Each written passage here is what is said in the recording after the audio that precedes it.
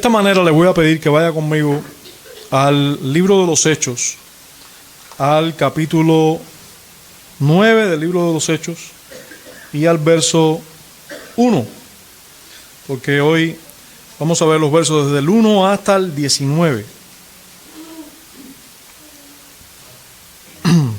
Hechos, capítulo 9, versículo 1, y vamos a tener la lectura esperada, predicación esperada, de la conversión de Saulo. No le vamos a titular de otra manera que así mismo, la conversión de Saulo. Hechos, capítulo 9, verso 1 al 19.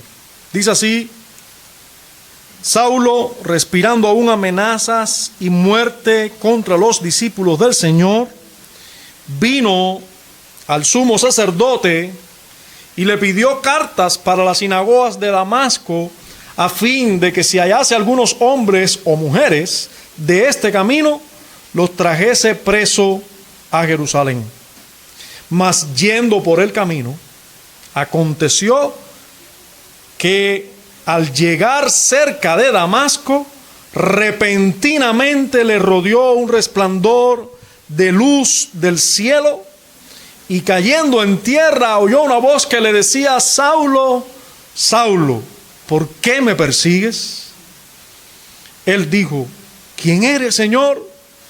Y le dijo: yo soy Jesús, a quien tú persigues. Dura cosa te es dar coces contra el aguijón. Él, temblando y temeroso, dijo: Señor, ¿qué quieres que yo haga? Y el Señor le dijo: levántate y entra en la ciudad, y se te dirá lo que debes hacer. Y los hombres que iban con Saulo se pararon atónitos, oyendo a la verdad la voz, mas sin ver a nadie. Entonces Saulo se levantó de tierra, y abriendo los ojos no veía a nadie. Así que llevándole por la mano, le metieron en Damasco, donde estuvo 3 días sin ver, y no comió ni bebió. Había entonces en Damasco un discípulo llamado Ananías, a quien el Señor dijo en visión: Ananías. Y él respondió: heme aquí, Señor. Y el Señor le dijo: levántate y ve a la calle que se llama Derecha, y busca en casa de Judas a uno llamado Saulo de Tarso, porque he aquí él ora. Y ha visto en visión a un varón llamado Ananías, que entra y le pone las manos encima para que recobre la vista. Entonces Ananías respondió: Señor, he oído de muchos acerca de este hombre, cuántos males ha hecho a tus santos en Jerusalén, y aún aquí tiene autoridad de los principales sacerdotes para prender a todos los que invocan tu nombre. El Señor le dijo: ve, porque instrumento escogido me es este para llevar mi nombre en presencia de los gentiles y de los reyes y de los hijos de Israel, porque yo le mostraré cuánto le es necesario padecer por mi nombre. Fue entonces Ananías y entró en la casa, y poniendo sobre él las manos dijo: hermano Saulo, el Señor Jesús, que se te apareció en el camino por donde venías, me ha enviado para que recibas la vista y seas lleno del Espíritu Santo. Y al momento le cayeron de los ojos como escamas, y recibió al instante la vista, y levantándose fue bautizado. Y habiendo tomado alimento, recobró fuerzas, y estuvo Saulo por algunos días con los discípulos que estaban en Damasco. Padre Celestial, una vez más te imploramos, Dios, entendiendo las verdades que tú nos dices en tu palabra, lo apegado que somos al pecado y al querer escuchar cualquier historia, cualquier cuento mejor que tu palabra. Señor, pero estamos delante de tu palabra. Concédenos ser conscientes de ello. Concédenos ser conscientes por la obra de tu Espíritu de que esta palabra es palabra inspirada, que es un relato real, aunque es extraordinario. concédenos, Señor, para gloria de tu nombre, que seamos alimentados, redarguidos, corregidos, instruidos en tu palabra, por medio de ella, que seamos santificados tus hijos, y también concede salvación en este día por ella. Es en Cristo que te lo imploramos. Señor, sé propicio a nosotros. Amén. ¿Recuerdan el himno Sublime Gracia?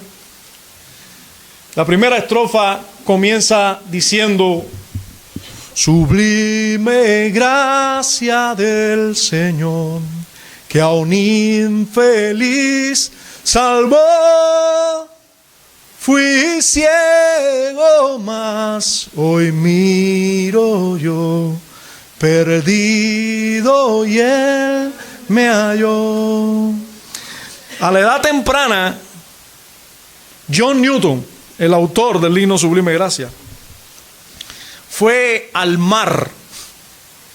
Igual que la mayoría de los marineros de su época, llevó una vida de rebelión y de libertinaje. Por varios años trabajó en barcos de esclavos, o sea, capturando a hombres libres en África para venderlos como esclavos en las plantaciones del Nuevo Mundo, de América, casi siempre, pero también en Europa. Se hundió tanto en el pecado y en el vicio este hombre, que en cierto momento él mismo se volvió esclavo. Él mismo fue cautivo de otro comerciante de esclavos. Después de muchos años en el negocio sucio de la venta de esclavos, llegó a ser capitán de su propio barco, de un barco de esclavos. Él llegó a ser el capitán de un barco. La combinación de una aterradora tormenta en el mar, junto con la lectura de un clásico libro inspirado en un sermón de un tal Thomas A. Kempis, que se llamaba Imitación de Cristo.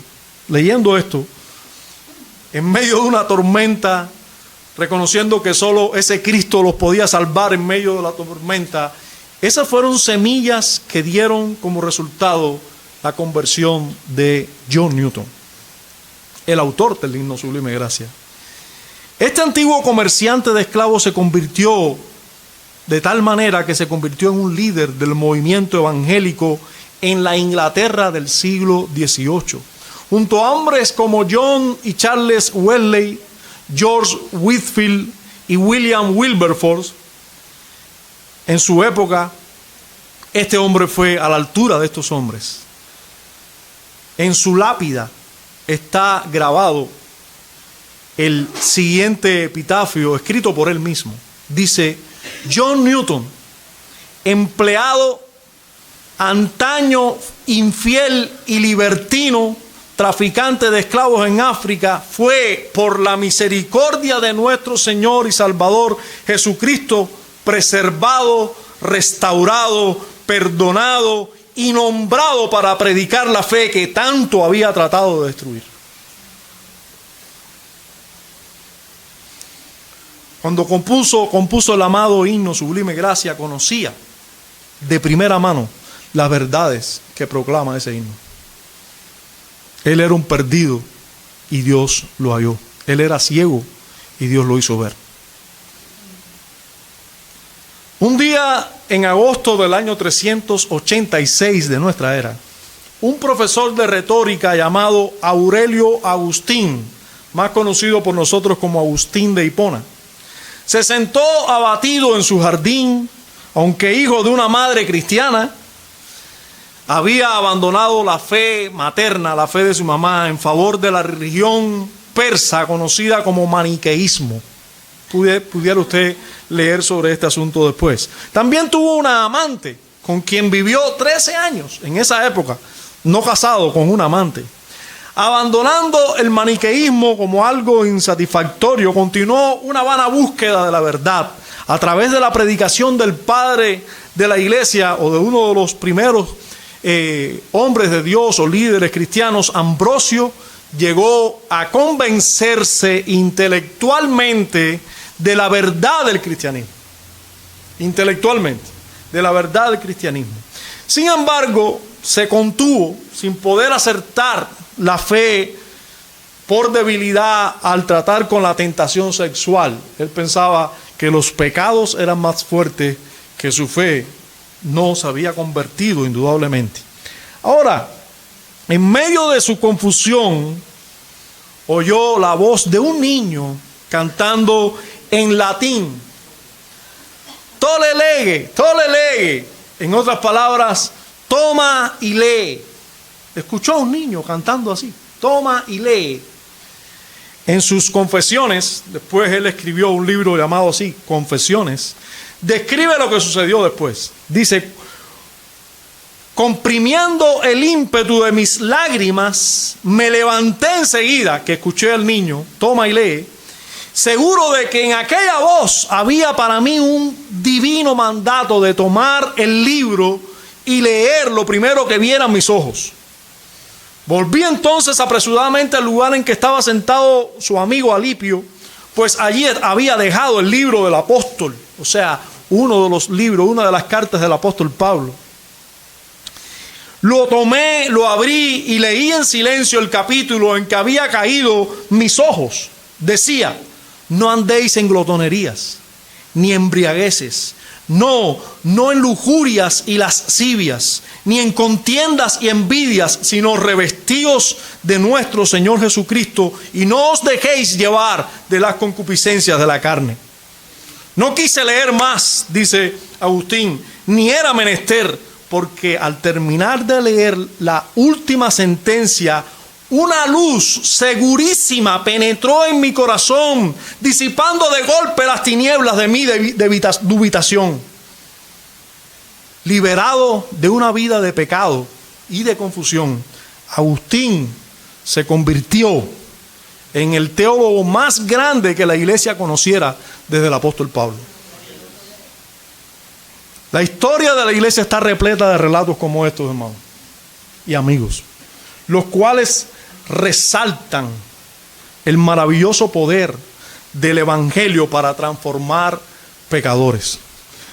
Pero ninguna transformación en la historia de la iglesia es tan destacada o ha tenido consecuencias tan trascendentes por la marcha de los acontecimientos como la conversión de Saulo de Tarso. Por eso ustedes las esperan tanto. Por eso están esperando tanto la predicación de esta porción.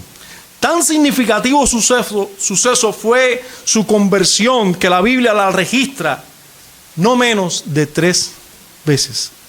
Ponen el mismo suceso, la misma conversión. Es lógico que alguien tan especial tuviera una conversión exclusiva. Saulo era judío por nacimiento, romano por ciudadanía, griego por educación y cristiano solamente por la gracia de Dios.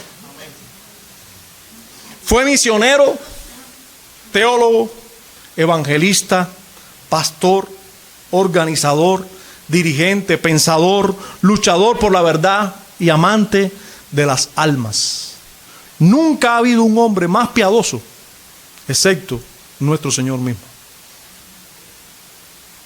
Solo Saulo hace su primera aparición en la Biblia en relación con Esteban, les recuerdo. Según se observó en el estudio de Hechos, en el capítulo 6, les recuerdo que en el verso 15 dice en nuestra historia en relación con Esteban: entonces todos los que estaban sentados en el concilio, al fijar los ojos en él, vieron su rostro como el rostro de un ángel. Allí estaba Saulo mirando al rostro de Esteban. Saulo pudo haber sido uno de los griegos que debatió sin éxito contra Esteban, ¿recuerdan? En aquella sinagoga donde Esteban fue interpelado, en la sinagoga de los libertos, muy probablemente allí estaba Saulo también altercando con Esteban, escuchando el evangelio, pero negándose a las verdades de este. Cuando Esteban fue ejecutado, Saulo cuidó las túnicas de quienes participaron en el apedreamiento. Su posición tan cercana a la acción sugiere que estuvo profundamente relacionado con todo el asunto de apedrear a Esteban. Ahora, ya para nosotros no es un secreto que este mismo Saulo, Dios lo convirtió en el apóstol Pablo, a quien Dios usó para darnos 13 de los 27 libros del Nuevo Testamento. ¿Cómo Dios hizo esto? ¿Podemos esperar conversiones similares en el día de hoy? ¿Puede Dios convertir a cualquier persona por pecador que éste sea? ¿En qué medida son similares las conversiones de hoy a la conversión que tuvo Saulo? Si no me ha sucedido algo similar a lo ocurrido con Saulo, ¿puedo decir que soy convertido? ¿Qué aprendo de Dios y de mí mismo en esta historia? Hermanos, acerquémonos a la conversión de Saulo con estas preguntas en mente, con esta expectativa. Y vamos a ver la condición de Saulo antes de la conversión. Vamos a ver después la conversión en sí misma y vamos a ver los resultados o los frutos de la conversión. Con ese algoritmo vamos a ver todo el desarrollo de la conversión del apóstol. Vamos entonces primeramente a ver la condición de Saulo antes de la conversión. Los versos 1 y 2 nos definen en qué condición estaba el apóstol antes de su conversión y todo lo que ya nosotros sabemos que hemos visto hasta aquí de quién era este hombre.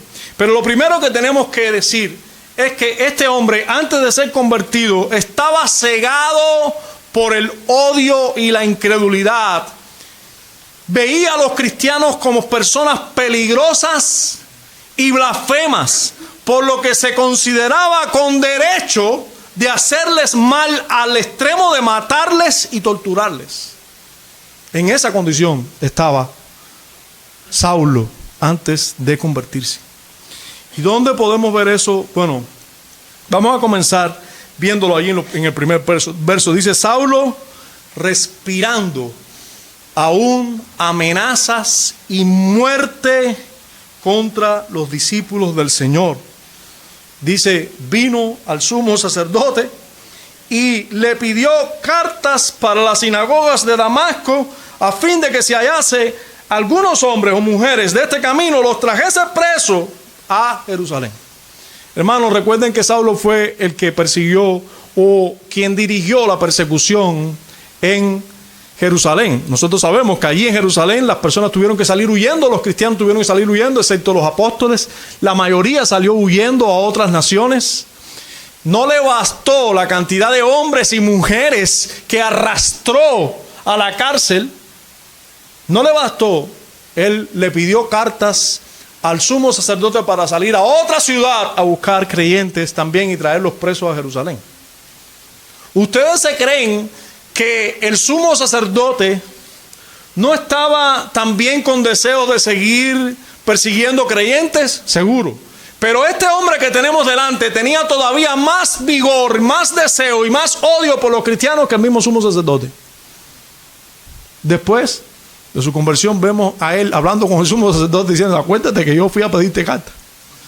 Pero hasta aquí este hombre tenía todavía más odio por los cristianos que el mismo sumo sacerdote. El verso dice: respiraba amenazas y muerte.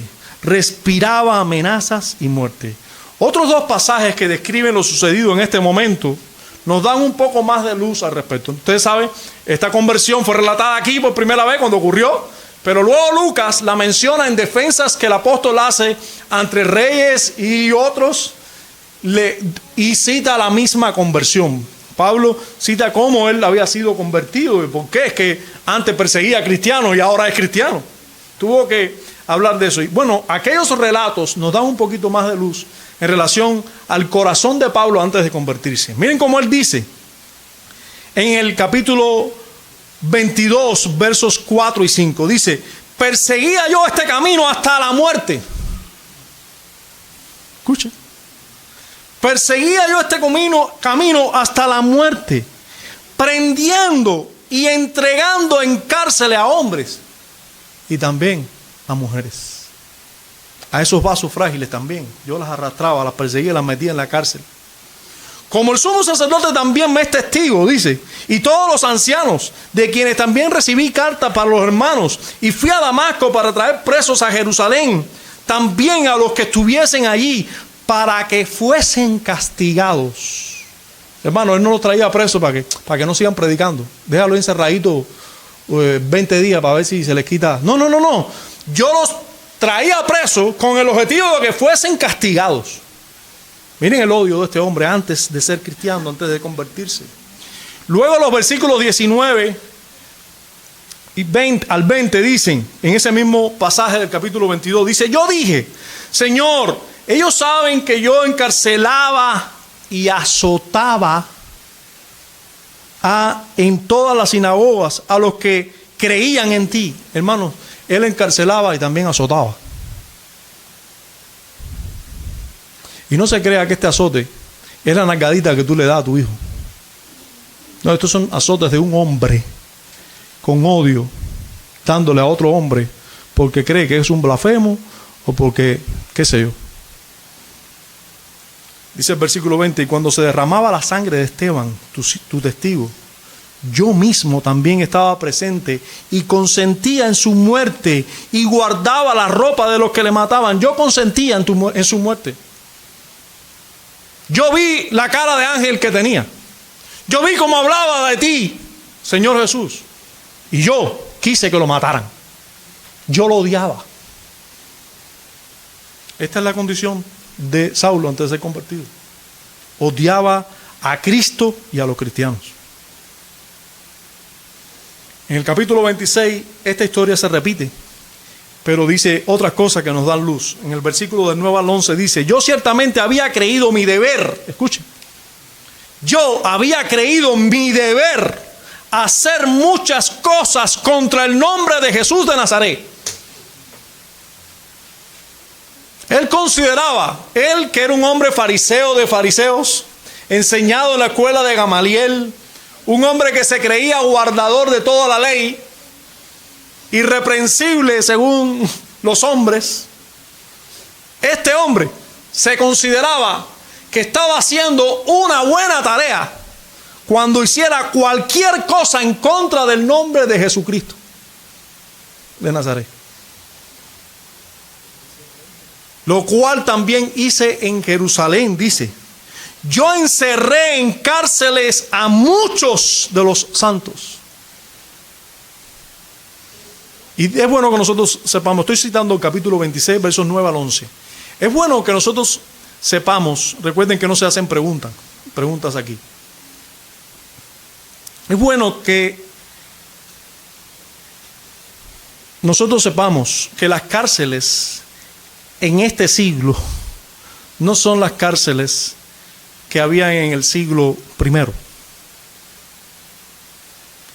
Aunque cuando miramos a la historia atrás, nos quedamos a veces abismados de ya las reglas sanitarias que existían, ya algunos acueductos y ingenierías que existían, y uno dice, wow, qué sabiduría tenía el hombre desde entonces. Sin duda no salimos de los caníbales. Sin duda no salimos del hombre de piedra. Sin duda el hombre no ha tenido ese tipo de evolución que dicen los evolucionistas. Sin duda Adán era mucho más inteligente que el hombre de hoy. Te aseguro que Adán era mucho más inteligente que Einstein. Te lo aseguro. Y un día quizás te lo pueda demostrar. Tarea para el domingo también. Entonces, les decía, hermano, encerrar en una cárcel con muy pocas condiciones. Las cárceles siempre ha sido un lugar de castigo.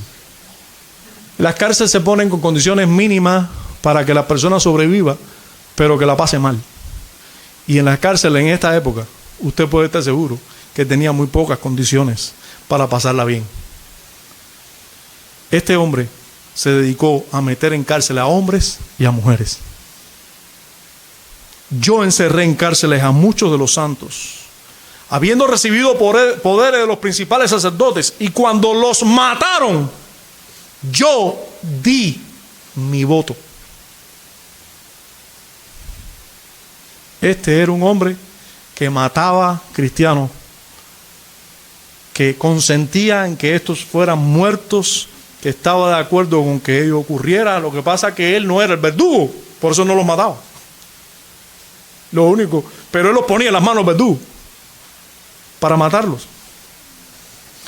Y muchas veces, escuche, castigándolos en todas las sinagogas, escuche ahora, los forcé a blasfemar.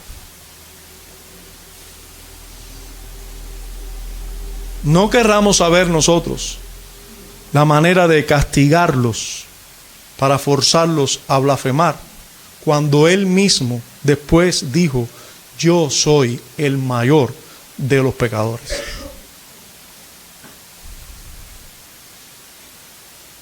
No, quizás nos podemos imaginar.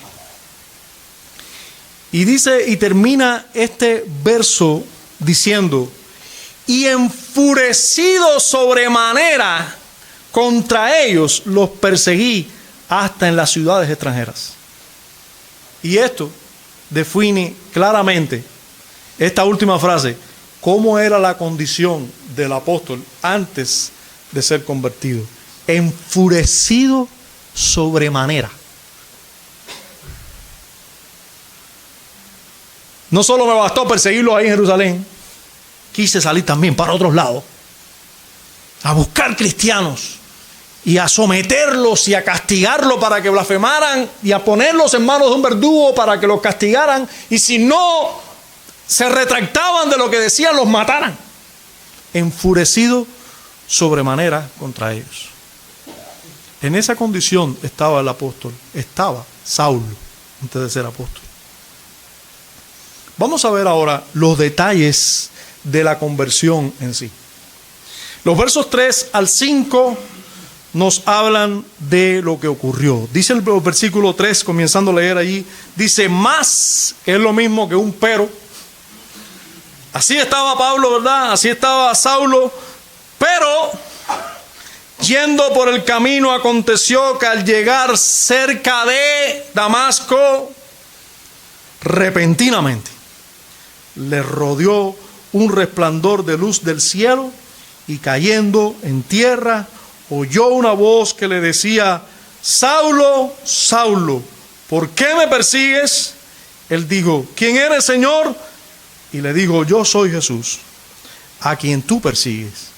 Dura cosa te es dar coces contra el aguijón. Hermanos, miremos en primer lugar de estos detalles el lugar y el tiempo cuando ocurrió esta conversión. Fíjense que era en el camino de su pecado, camino a Damasco, cuando estaba bien enfurecido, cuando iba allá respirando amenazas y muerte contra los discípulos. Llegando a Damasco, dice, en el camino a Damasco, cerca de llegar, ya cuando estaban cerca de llegar a Damasco, allí fue donde ocurrió la conversión de este hombre. Metido en su mismo pecado. No, tenemos que quedar claro donde no estaba el apóstol. Él no estaba, hermanos, en un templo. Él no estaba en medio de una reunión cristiana. Él estaba camino a Damasco, a punto de cometer otros tantos crímenes, y de repente ocurrió su conversión. Hermanos, la conversión no está limitada a un lugar en específico. El Espíritu sopla donde Él quiere. Dios salva en cualquier lugar. En cualquier lugar Dios puede salvar a un pecador. Antes de que cometiera una ensarta de crímenes contra los santos de Damasco, allí vino el Señor y le salvó. Fue librado de cometer más pecados. Fueron librados también los santos en Damasco.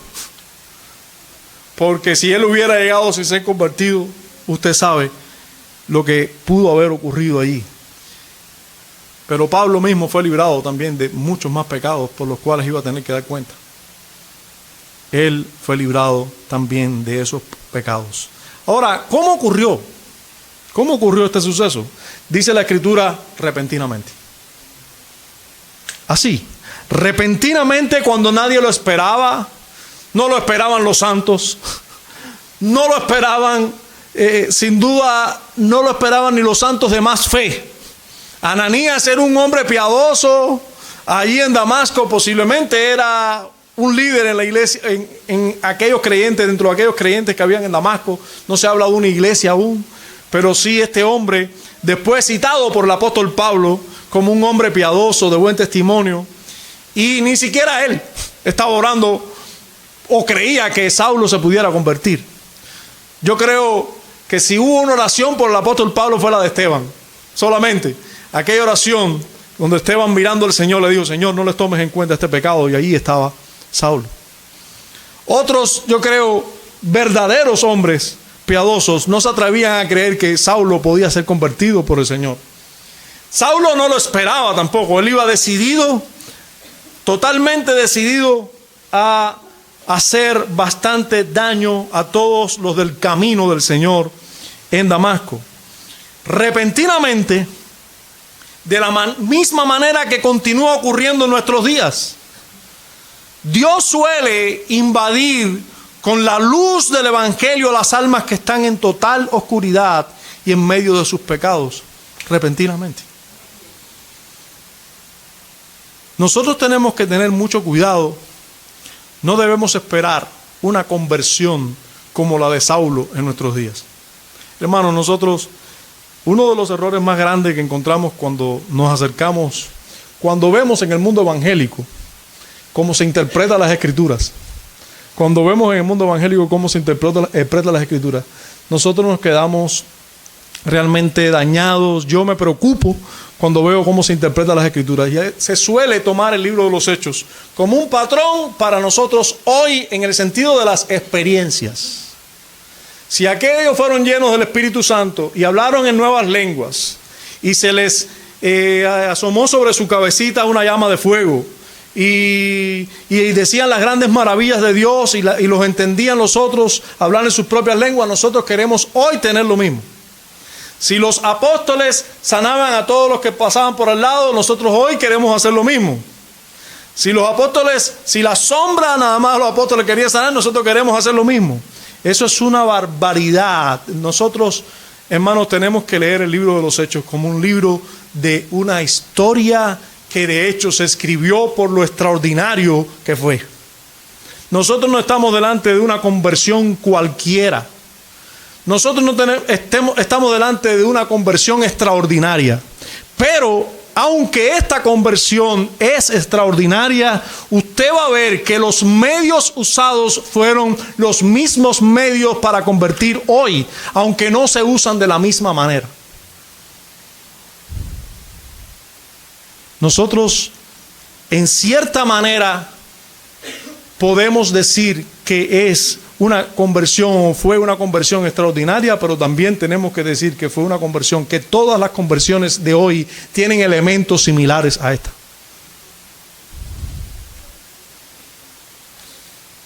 Repentinamente también ocurre hoy la conversión.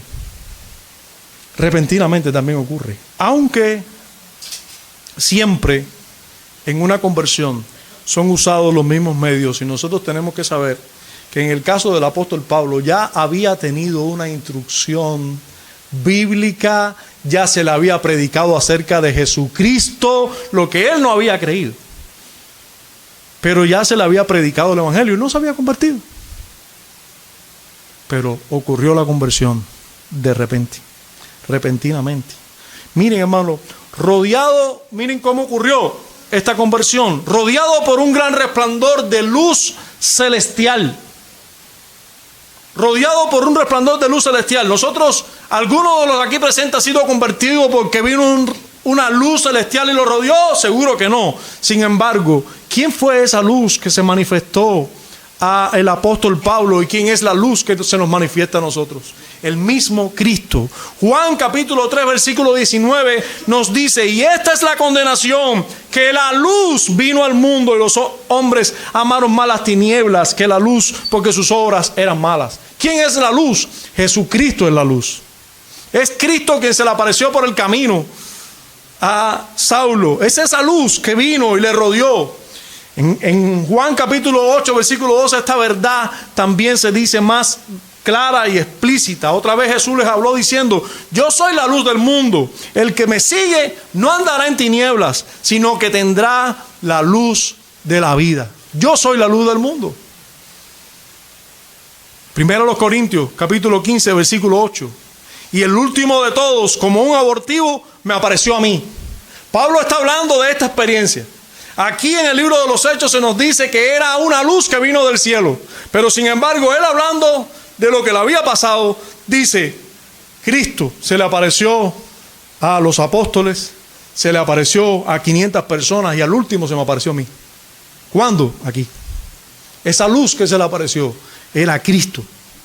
El versículo 17 de esta misma historia aquí mismo, por favor, búsquelo ahí. El verso 17 dice: fue entonces Ananías y entró en la casa y poniendo sobre él las manos dijo: hermano Saulo, el Señor Jesús que se te apareció en el camino por donde venías me ha enviado. Pero no fue una luz. Sí, fue una luz acompañada de una voz. Y esa luz acompañada de esa voz era Cristo mismo. El Señor Jesús fue quien se le apareció a Pablo y lo llamó eficazmente. En el versículo 27 de este mismo capítulo, usted lo puede buscar ahí, por favor. En este mismo capítulo, pero pase la hoja, en el versículo 27 dice: entonces Bernabé, tomándole, lo trajo a los apóstoles y les contó cómo Saulo había visto en el camino una luz. No, dice al Señor. Pablo había visto en el camino al Señor, el cual le había hablado, y cómo en Damasco había hablado valerosamente en el nombre de Jesús. ¿Quién se le apareció en el camino a Pablo, a Saulo? Jesús se le apareció en el camino. Aunque no de la manera extraordinaria que ocurrió con Saulo, debemos decir que cada vez que ocurre una conversión, el mismo Señor Jesucristo está involucrado en el llamado o regeneración por el Espíritu del Señor, por supuesto, porque Él es, si solo el Espíritu del Señor, Él es el que nos resucita, nos convence, nos convierte. Sí, aunque nosotros no recibamos una luz del cielo.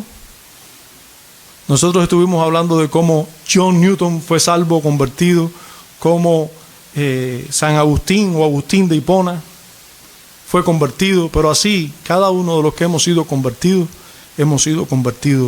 porque el Señor se ha manifestado en nuestras vidas. Jesús, en este suceso de la conversión de Saulo, Jesús le habla directamente y de manera personal. Observemos eso. Miren, hermano, consideremos que los otros hombres no entendieron la voz que hablaba. Los otros hombres no.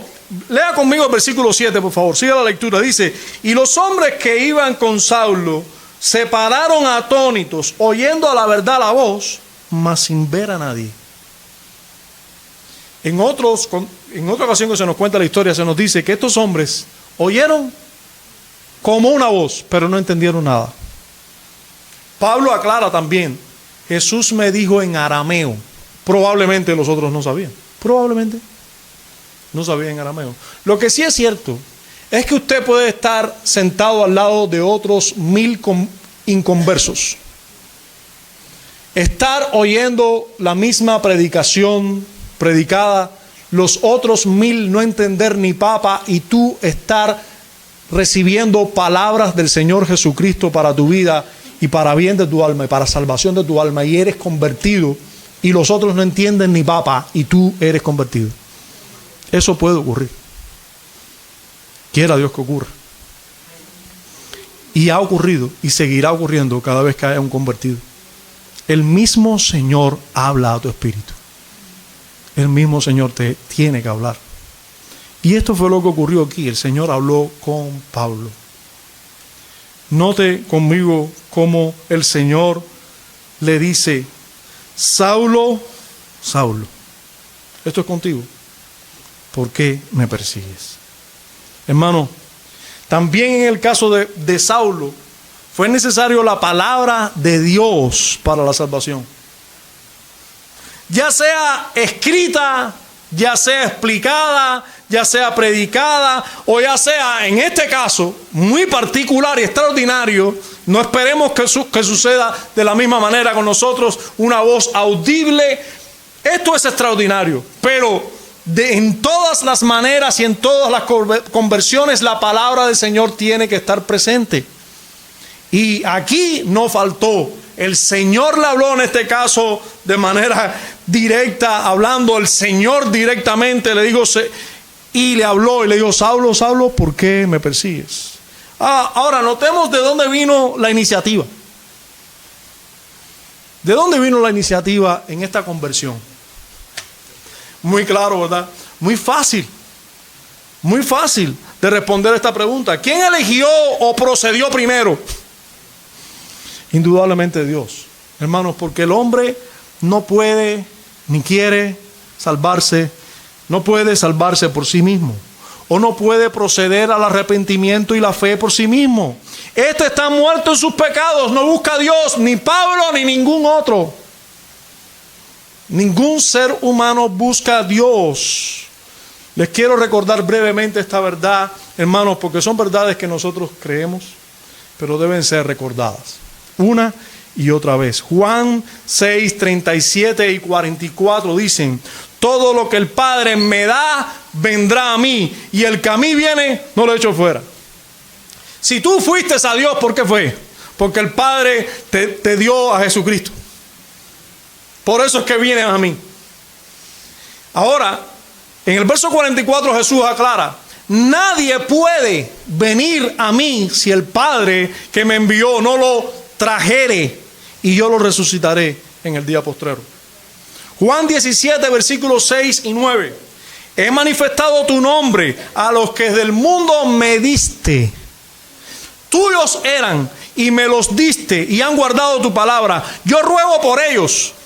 Escuche bien, no ruego por el mundo, sino por los que me diste, porque tuyos son. Primero los Corintios 4, 14 nos habla de lo que nosotros podíamos hacer cuando éramos seres naturales, hijos de Adán solamente. Hombres comunes y corrientes sin haber experimentado la conversión. Dice Pablo a los Corintios, le dijo: pero el hombre natural es ese. No ha nacido de nuevo, no es espiritual, es un hombre quizás como la mayoría de nuestros hijos y nietos que están aquí. No han nacido de nuevo, para no mencionar los que están en el auditorio son adultos y no han sido regenerados. También, si tú estás en esa condición, tú no eres un verdadero cristiano, tú no te has convertido como sucedió con el apóstol Pablo, tú estás en esta condición. El hombre natural, dice, no percibe las cosas que son del Espíritu de Dios. No las percibe, porque para él son locura. Si ahora tú estás ahí y estás dudando de esto que pasó con el apóstol Pablo o con Saulo, yo te entiendo. Y yo no te puedo exigir otra cosa. ¿Por qué? Porque yo creo lo que dice la Biblia. Yo entiendo tu duda. Entiendo tu incredulidad. Tú no puedes percibir las cosas que son espirituales. Para ti son locura. Debemos entender y no ofendernos cuando la gente nos dice por la calle: los locos estos ahí en la iglesia, adorando a Dios, dedicando todo un día a Dios, con tanto que hay que trabajar, dicen algunos. Los otros dicen: mira, se están perdiendo la diversión. Lo cierto es que es normal que así piensen. Para ellos es locura las cosas que son espirituales. Y dice además, y no las puede entender, porque han de discernirse espiritualmente. Y si no son espirituales, si no han nacido del Espíritu, ¿cómo van a discernirla? entonces una persona no se puede salvar, no puede creer, no puede arrepentirse, porque todo esto es espiritual. No puede creer que Jesús es el Señor y Salvador de su alma, porque esto es espiritual. Necesita una obra de Dios que lo traiga de las tinieblas, de la muerte, a la vida espiritual. Miren lo que éramos todos nosotros antes de ser convertidos. Miren lo que sucede a una persona antes de ser convertida y después de ser convertido. Miren lo que sucede aquí. Fíjense cómo el mismo apóstol Pablo se lo dice a los efesios. Y Él os dio vida a vosotros. Estaba hablando con personas ya convertidas, ya habían pasado por el proceso de la conversión o por la etapa de la conversión. Dice, y Él os dio vida a vosotros cuando estabais muertos en delitos y pecados. Ustedes estaban muertos y Él les dio vida. ¿Qué cosa es eso? Resurrección. Eso es lo que tiene que ocurrir, no con el apóstol Pablo, con cada creyente tiene que ocurrir una resurrección de los muertos. Si no, no eres salvo, no eres cristiano, no te has convertido.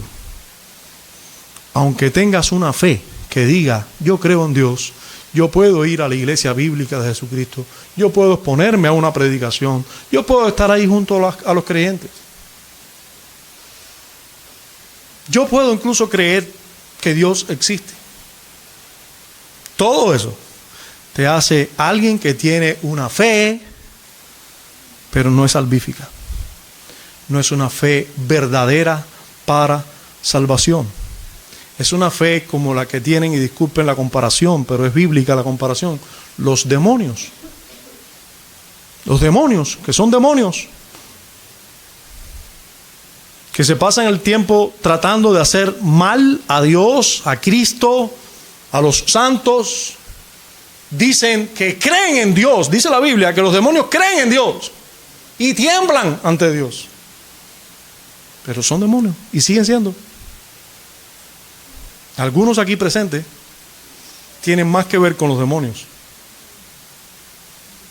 que con los santos. Y no te lo digo porque me creas superior. Te lo digo para que sepas tu condición, porque solo los que se saben enfermos son los que vienen al médico para sanidad. Él os dio vida a vosotros cuando vosotros estabais muertos en delitos y pecados, en los cuales anduvisteis en otro tiempo, siguiendo la corriente de este mundo. Espero que tú no la estés siguiendo hoy. Conforme al príncipe de la potestad del aire, el espíritu que ahora opera en los hijos de desobediencia, entre los cuales también todos nosotros vivimos en otro tiempo, en los deseos de nuestra carne, haciendo la voluntad de la carne y de los pensamientos, y éramos por naturaleza hijos de ira, lo mismo que los demás. ¿Quiénes son los demás? Los no cristianos, que son hijos de ira. ¿Qué eras tú? Un hijo de ira, a menos que que hayas resucitado entre los muertos, que Él te haya dado vida cuando estabas muerto. Y dice el apóstol Pablo que tú estabas así, en esa condición, muerto, era hijo de ira, lo mismo demás. Pero Dios, ¿quién tiene la iniciativa? Pero Dios, que es rico en misericordia, ¿por qué? Porque tú decidiste, por su gran amor con que nos amó, aún nosotros estábamos muertos, no vivos ni con deseo de vivir, muertos y muertecitos. Nos dio vida juntamente con Cristo, de repente, como con Pablo. Él estaba muerto y Dios le dio vida. De la misma manera todos nosotros estábamos muertos, nos dio vida.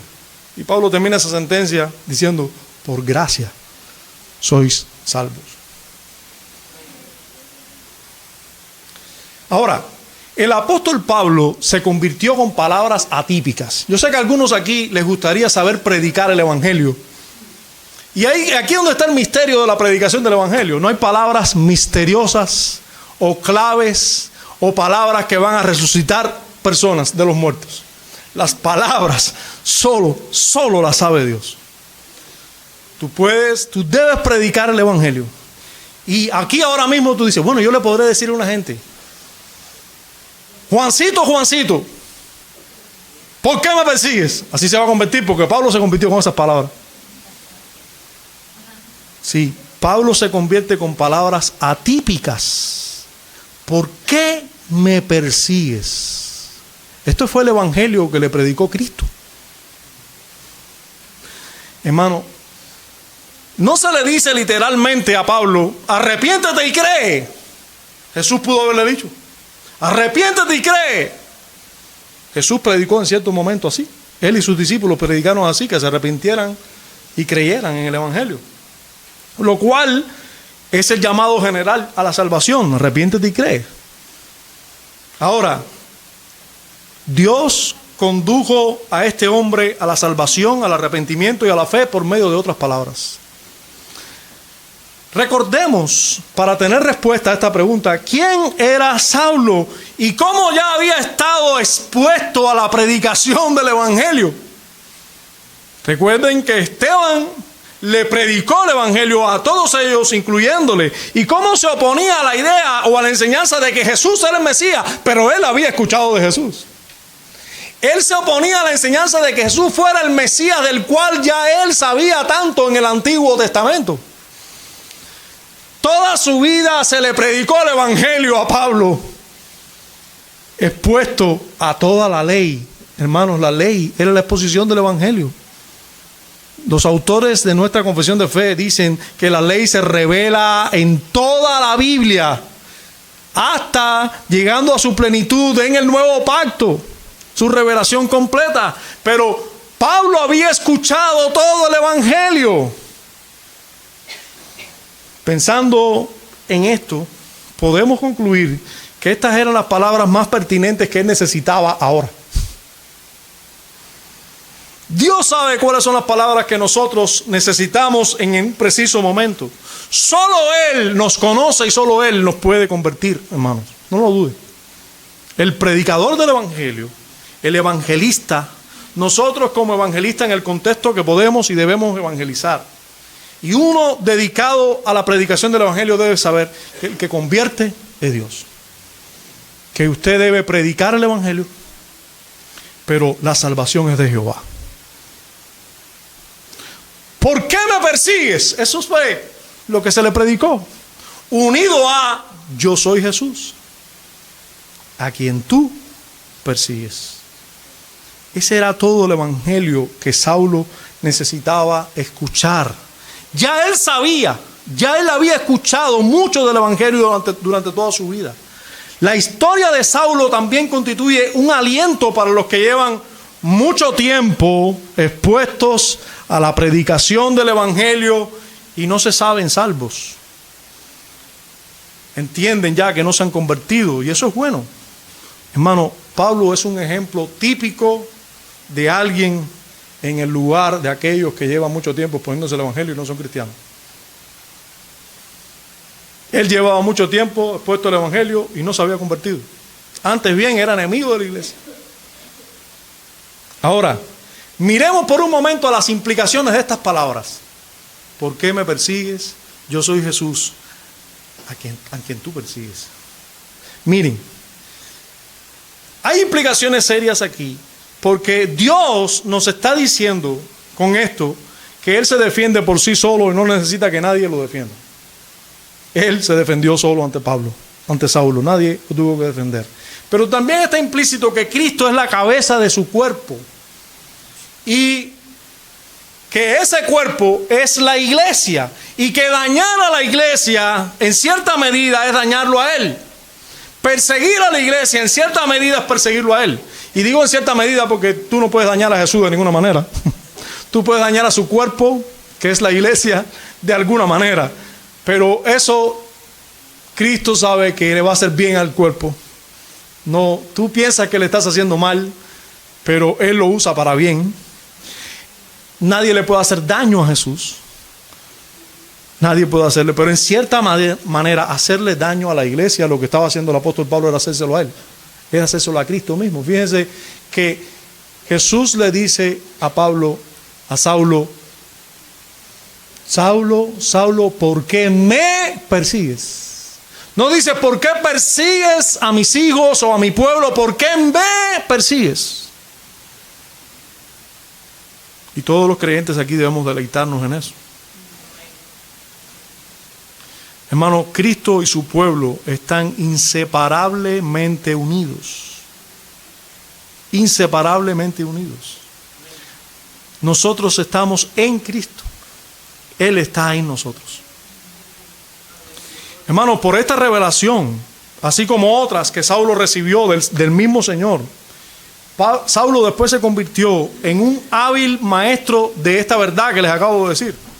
Por esto vemos en las epístolas paulinas como con mucha frecuencia la frase en Cristo.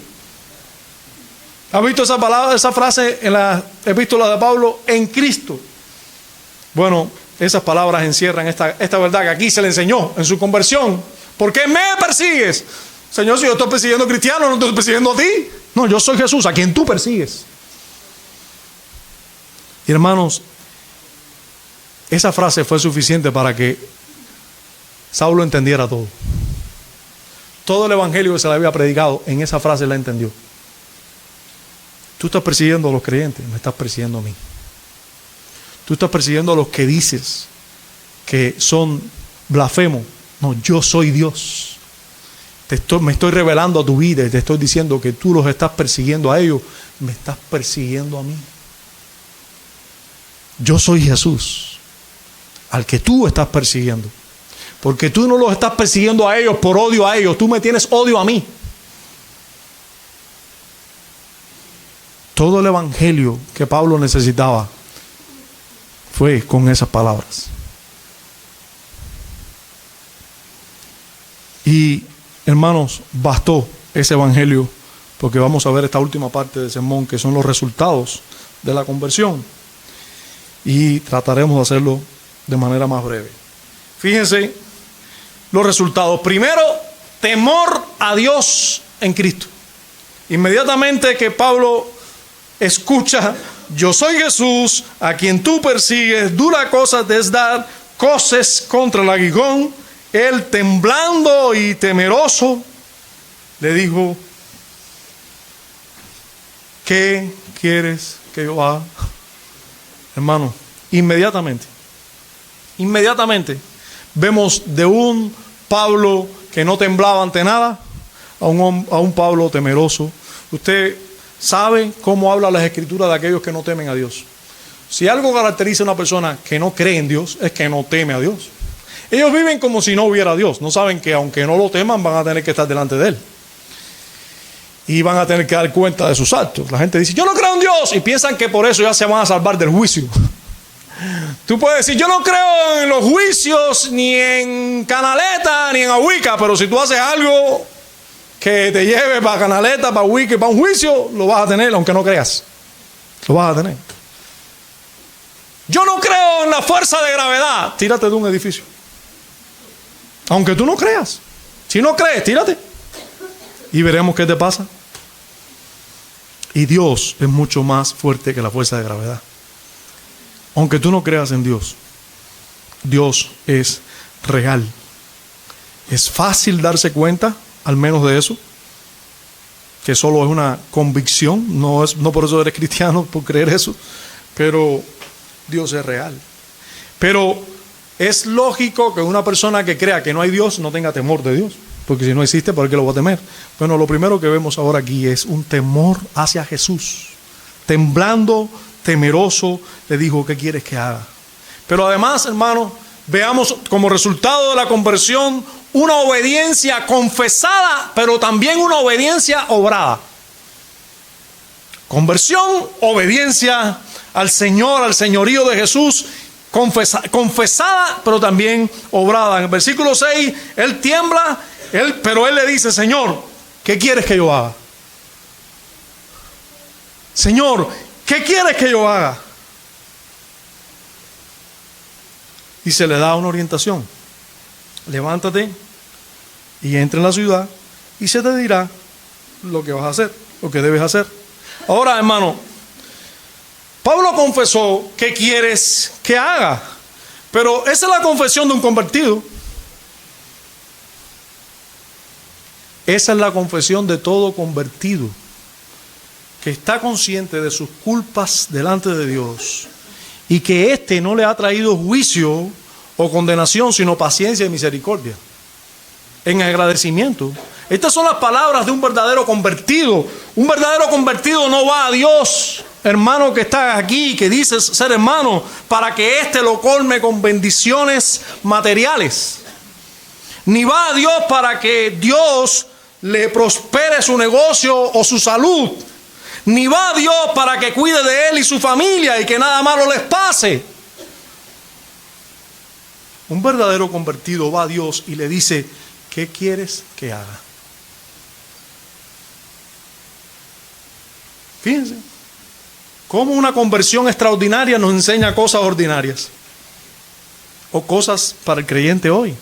Sí, no, la conversión de Saulo fue extraordinaria en ciertas maneras, pero es una conversión normal en muchas maneras.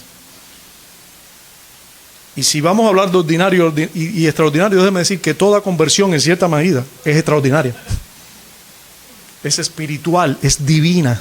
No ocurre por medios naturales. Hermano, un verdadero convertido va a Dios cualquiera y le dice, cualquier convertido tiene la intención, el deseo y lo que sale de su alma, de su corazón, es decirle a Dios: ¿qué quieres que yo haga por tan gloriosa salvación? ¿Cómo puedo servirte? ¿Cómo puedo adorarte y mostrarte agradecimiento todos los días de mi vida? ¿Cómo puedo hacer? Un verdadero convertido no pertenece a una iglesia para que la iglesia se encargue de él y lo atienda y se preocupe por él. Un verdadero convertido se une a una expresión particular del cuerpo de Cristo para servir a Cristo y a su cuerpo en lo que sea necesario.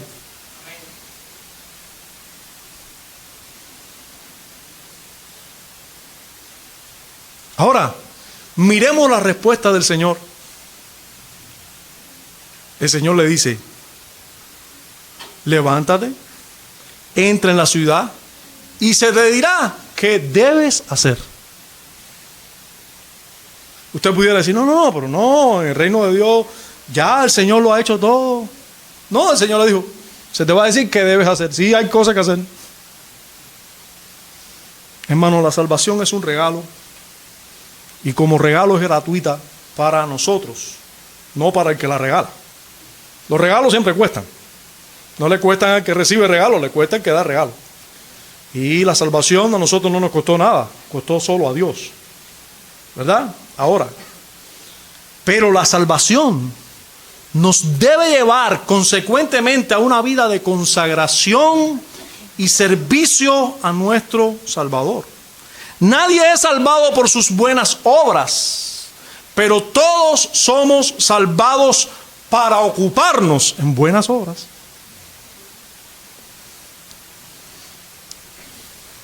Pablo también obedeció activamente, les decía, conforme a su confesión. Él no solo dijo: ¿qué quieres que haga? Él obedeció. Miren, obedeció levantándose y entrando a la ciudad. Él perfectamente pudo haberle dicho a los hombres: devuélvame a Jerusalén. Ya no tiene sentido que yo vaya a Damasco. Ya ahora yo ciego. Se levantó ciego. No, él se levantó y fue a Damasco. Versículos 8 y 9 dice: entonces Saulo se levantó de tierra y abriendo los ojos no veía a nadie, así que llevándole por la mano le metieron en Damasco, donde estuvo 3 días sin ver y no comió ni bebió. 3 días sin ver y no comió ni bebió. Pero el versículo, aquí sabemos que él obedeció levantándose y entrando a la ciudad. Pero también él obedeció esperando orientaciones del Señor en oración y ayuno. Hermanos, porque el Señor le dijo: ve a la ciudad y allí se te dirá qué debes hacer. Entonces él no debía esperar solo un rato, él debía esperar hasta que el Señor le dijera qué debía hacer. ¿Y sabes qué hizo el apóstol? O el que después se convierte en apóstol, el que después es comisionado a ser apóstol. Aquí en su conversión, él obedece lo que le dice el Señor. Señor le dijo, levántate, entra a la ciudad y espera a que se te diga lo que debes hacer. Él se levantó, estuvo en la ciudad 3 días, no comió ni bebió. Eso es ayuno. Y él sabía lo que era un ayuno. Pero además de eso, oró al Señor, como debe estar acompañado todo ayuno. El versículo 11 dice, y el Señor le dijo, levántate, hablando con Ananías, y ve a la calle que se llama Derecha y busca en casa de Judas a uno llamado Saulo de Tarso, porque aquí él ora. ¿Qué hago, Señor? Ve, levántate, entra a Damasco y allí se te va a decir lo que debes hacer. Entonces, Señor, yo aquí voy a estar esperando a que tú me hables. ¿Qué tengo que hacer? ¿Qué es lo que tengo que hacer? Y esperó en oración y ayuno la orden del Señor. Él obedeció. Hagamos un paréntesis un momento en la vida de Ananías, porque ahora aquí se nos hace un paréntesis. El versículo 10 al 17 nos habla de Ananías y brevemente vamos a ver también algunos resultados de la conversión, pero en la vida de otro hombre, de Ananías. Y es solo un paréntesis, por lo cual lo vamos a tocar rápido. Fíjense, miremos cómo Ananías, velando y meditando en Dios, pues enseguida responde a la visión y al llamado del Señor. O sea, Ananías, indudablemente un convertido, se le dice en las Escrituras que era un discípulo, no un creyente, era un discípulo del Señor. Y luego en otro pasaje, el apóstol, ya Pablo le llama que era una gente o un hermano de buen testimonio, era un hombre piadoso, hablando de Ananías. Pero hermano, notemos cómo este convertido Ananías, ya convertido por el Señor, también era alguien que meditaba y oraba al Señor. Pues cuando el Señor le dijo en visión a Ananías, él inmediatamente respondió, heme aquí, Señor. ¿Usted recuerda cierta historia en la Biblia cuando el Señor tuvo que llamar más de una vez a un hombre y que él decía, ¿quién será? ¿Será Elías? Déjame ir allá donde está Elías, a ver qué me está llamando. Y no era Samuel. Hasta que Elías le dice, Elías, Elí, gracias. Hasta que Elí le dice, hey, yo no te he llamado, pero ya ahora me doy cuenta. Cuando te vuelva a llamar esa voz, di, heme aquí, Señor. Pero, hermanos, Ananías no hubo que decirle eso. Ananías era un hombre que estaba meditando en la palabra de Dios y en sus gracias. Y cuando el Señor le habló, inmediatamente, él supo que era el Señor quien le estaba hablando y le dijo, heme aquí, Señor. En otras palabras, úsame lo que quieras. También este discípulo entendía, ¿qué quieres que haga? Es lo que le está diciendo con, heme aquí, Señor. ¿Qué quieres que haga? Aquí estoy dispuesto a hacer lo que tú quieras. Esto lo vemos en el convertido Ananías. También vemos que el Señor le dio el privilegio de participar a este hombre convertido en el proceso de santificación del apóstol Pablo. ¿Qué privilegio? Ananías se le dio ese gran privilegio. Pero además, hermano, la respuesta de Ananías, usted sabe que cuando se le da la orden de ir y al lugar donde estaba Saulo, Ananías como que dijo, Señor, ¿tú estás seguro de eso? Leemos la historia. El Señor le dijo, levántate, ve a la calle.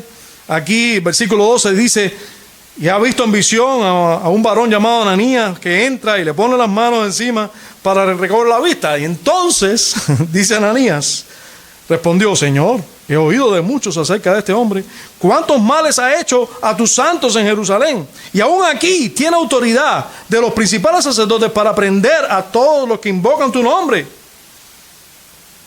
O sea, él replicó. Ahora, hermano, no debemos ver esta réplica o esta respuesta de Ananías como una desobediencia al Señor, sino de algo humano y normal. Pero además debemos notar que este estaba informado muy bien sobre quién era Saulo. Y en la historia se nos muestra con todo interés que él sabía muy bien el peligro que se exponía si cumplía esa misión. Además, aunque preguntó al Señor, luego fue. No solo porque sabía que si el Señor lo enviaba al suicidio, él debía ir, pero también creyó que Dios es poderoso para convertir al mismo Saulo. Porque el Señor le dijo, es aquí que él ora, y es aquí que escogido instrumento me es este, para saber lo que es sufrir por mi causa. Y va a predicar a reyes y gentiles en todo lugar. Y para allá fue este hombre.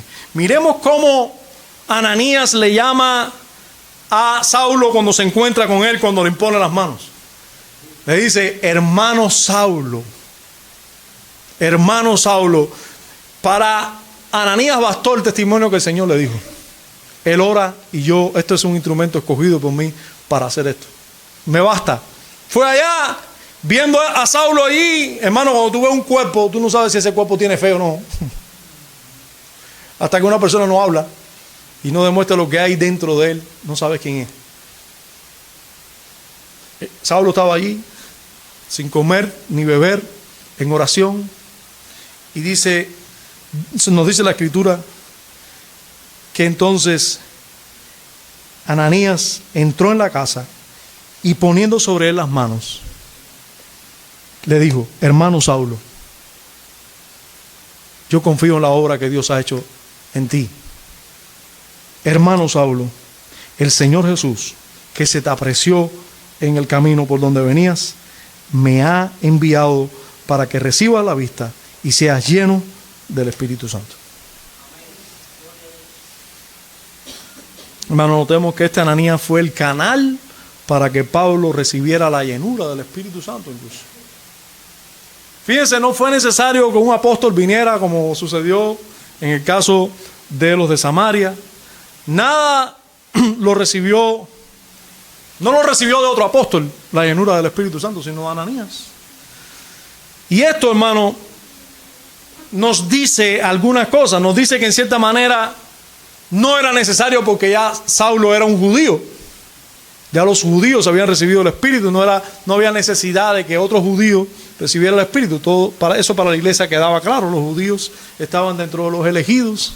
Inicialmente se creía que solo eran los judíos, por eso fue necesario el testimonio de que el Espíritu Santo llenara, y por mano de los apóstoles o los de Samaria también. Y luego vamos a ver que va a suceder lo mismo con un gentil, pero en el caso de Saulo no era un gentil, era un judío. Entonces, pero también en cierta manera, porque así no recibió Saulo nada de otro apóstol, sino que en cierta manera directamente del Señor recibió la llenura del Espíritu. Otro hombre oró por él, pero ordenado por el Señor porque viniera y le pusiera las manos. Recuerden que este hombre iba a convertirse en el apóstol Pablo.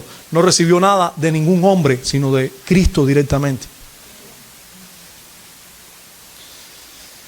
Y hermanos, terminando con Ananías ya, vamos a terminar con Pablo, porque tenemos que terminar.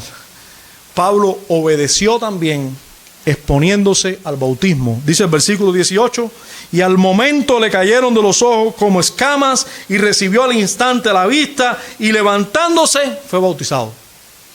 Pablo obedeció también el bautismo, es parte de la obediencia cristiana. Él se convirtió de veras, obedeció de esta manera, pero también obedeció teniendo comunión y adorando en una iglesia local. Dice el versículo 19, y habiendo tomado alimento recobró fuerzas y estuvo Saulo por algunos días. ¿Con quiénes? Con los mismos que iba a matar. Ahora eran sus hermanos, con los discípulos que estaban en Damasco. Pablo obedeció teniendo adoración y comunión con una iglesia local. Y nosotros sabemos muy bien que la vida de Saulo fue hasta su muerte una vida de obediencia, porque nosotros tenemos todas sus cartas como ninguna otra. Incluso tenemos la historia que continúa aquí en el libro de los Hechos, y como ninguna otra, y como decía yo al principio, excluyendo la vida de obediencia del Señor, tenemos que decir que de este lado de la eternidad de los hombres salvos no ha habido una vida de obediencia como la de Saulo, que se convirtió siendo alguien que odiaba a Cristo y a los cristianos. Entonces, no debo ser extenso en esta conclusión por el tiempo, por lo que me dedicaré a preguntar directamente, primero, a ti que crees estar en Cristo. ¿Has tenido una conversión similar a la de Saulo?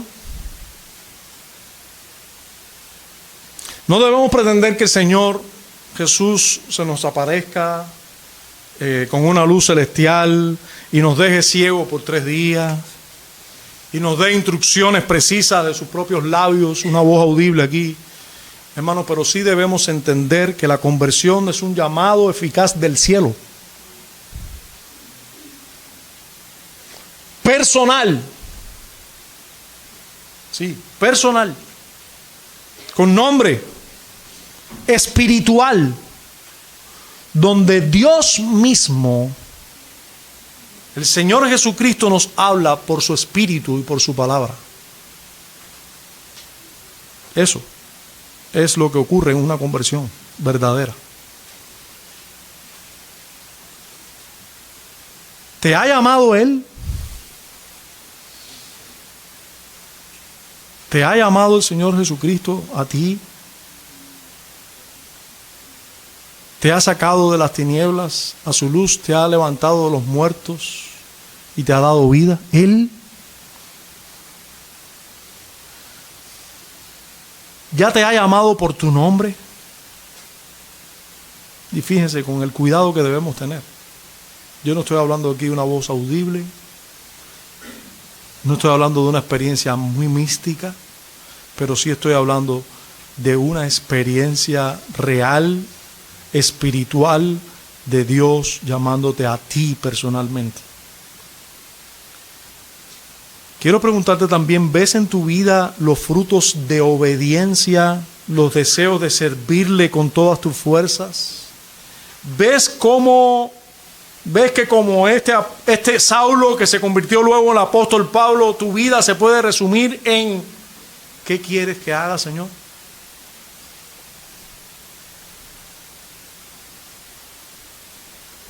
¿Vives una vida de obediencia a Él? Al menos eso es lo que vimos en el apóstol Pablo, en una verdadera conversión. Eso es lo que debe ocurrir en una verdadera conversión. Y ahora quiero hacer algunas preguntas a los que visitan y se saben no convertidos aún. Si tú visitas este lugar y llevas algún tiempo y tú sabes que tú no te has convertido, o a lo mejor ahora mismo te diste cuenta que tú no te has convertido, eso puede pasar también. Yo te quiero hacer algunas preguntas en relación a la luz que tenemos en la Escritura hoy. ¿Acaso te crees más duro e inconvertible que Saulo? ¿Crees que es difícil para Dios el convertirte en cualquier momento?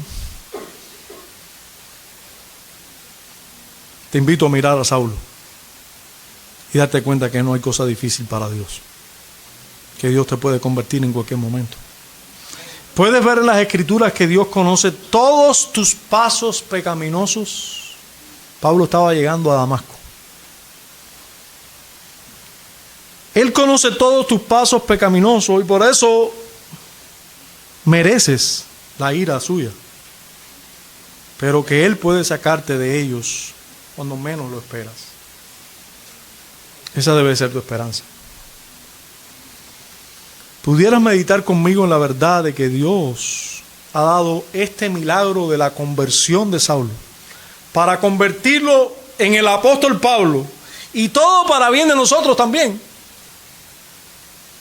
Bendito sea nuestro Dios por darnos al apóstol Pablo y todos los escritos suyos. Hoy estos constituyen más de la palabra de Dios que nos conduce a la salvación. ¿Cuánto bien fue hecho aquel día para Saulo, para la iglesia en Samaria, pero para nosotros también? En Samaria no, en Damasco. Y para nosotros también. ¿Cuánto bien fue hecho aquel día que hoy hemos visto el relato? Puedes mirar a la terquedad de Saulo antes de su conversión y entender que eres tú un terco también y ciego, a menos que te arrepientas y creas. Hermano, por último, unas breves palabras a los convertidos. Que el mismo poder que convirtió a Saulo, los convirtió a ustedes, a mí. Estos convertidos que aquí estamos, les tengo también una palabra. No dejemos de despertar cada día que tengamos que vivir en este mundo sin decir las palabras del convertido que el apóstol dijo: Señor, ¿qué quieres que haga? Cada día que tú te levantes, cada día que despiertes, esa debe ser tu pregunta. Señor, ¿qué quieres que haga? No debes vivir ya más para ti, sino para aquel que vivió, murió y resucitó por ti. Quiera Dios que cada uno de los convertidos en este lugar podamos decir, al igual que el apóstol al final de sus días, él dijo así: he peleado la buena batalla, he acabado la carrera, he guardado la fe. Por lo demás, me está guardada la corona de justicia, la cual me dará el Señor, juez justo, en aquel día, y no solo a mí, sino también a todos los que aman su venida. Oh Padre, que así sea, Señor. Que así sea. Gracias por la conversión de Saulo, pero también por mi conversión, por la conversión de cada uno de tus hijos, por tanto poder manifestado en la conversión de solo un hombre. No hubo más poder manifestado en la conversión de Saulo que en la de cada uno de tus hijos. Solo elementos o maneras distintas, pero los mismos medios, el mismo poder. Saulo fue resucitado de los muertos, así como nosotros también. Concédenos, Señor, ver claramente los mismos frutos que fueron vistos en Él. Concédenos despertar cada día, entendiendo que debemos vivir para ti y no para nosotros mismos. Salva, Señor. No se acorte tu mano para salvar en estos tiempos, para convertir en estos tiempos. De repente, salva a muchos. En Cristo te lo imploramos también y damos gracias. Amén.